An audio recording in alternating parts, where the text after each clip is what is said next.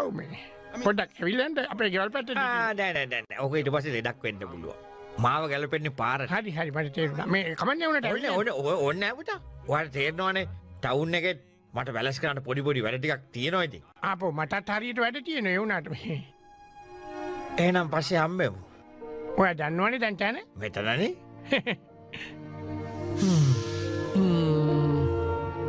හරි එහෙනම් මං එන්න.